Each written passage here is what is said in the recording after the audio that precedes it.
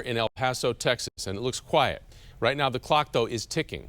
Thousands of migrants are on the other side of the fence on the southern border, waiting until midnight when Title 42 expires. Some estimates have it at 150,000 immigrants waiting to cross.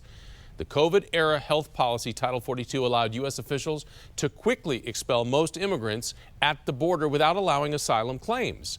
The White House says it is going to be chaotic at the border for a while, but Border Patrol counters that by saying it's been chaotic for quite some time. Tonight, 7 News is on your side, looking into how a massive influx of migrants at the border is going to impact the DMV. Our team coverage starts with 7 News' Carl Willis. He's live just outside the U.S. Naval Observatory. That's where busloads of migrants have been dropped off as of recently as this morning. Carl?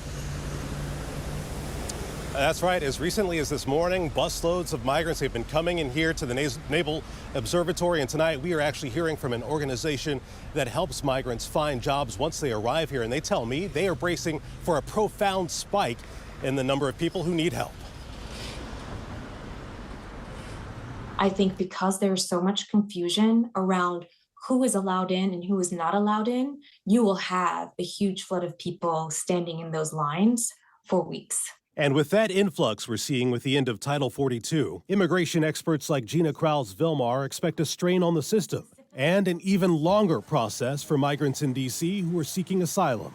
And spoiler alert, we knew that Title 42 was going to phase out. So we had time to prepare for this. And I think we're only seeing now what that preparation looks like. She has made it her mission to help asylum seekers get matched with jobs that suit their education and experience. She says more than half of those she's helped come with college degrees. And just through May alone, her company, Upwardly Global, has seen a profound increase in the number of asylum seekers in the D.C. area. She's helped 120 of them so far this year find jobs.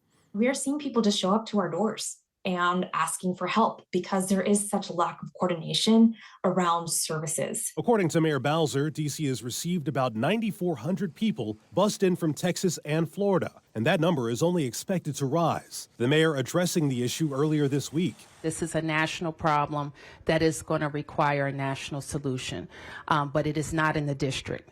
We do not have unlimited space. But Krause-Vilmar hopes cities like Chicago, New York, and D.C. are given the tools and structure to help as many as they can. We shouldn't be having the conversation of, should people be seeking asylum? The challenge we should be looking at is, how do we ensure this asylum system is set up so that it can process the needs and the capacity that we are seeing? Now, that capacity already reached for certain services even before the next bus arrives here. We reached out to the D.C. Department of Human Services for an update on their numbers. We'll let you know what they have to say once they respond. Reporting live in Northwest D.C., Carl Willis, 7 News. Carl, thanks.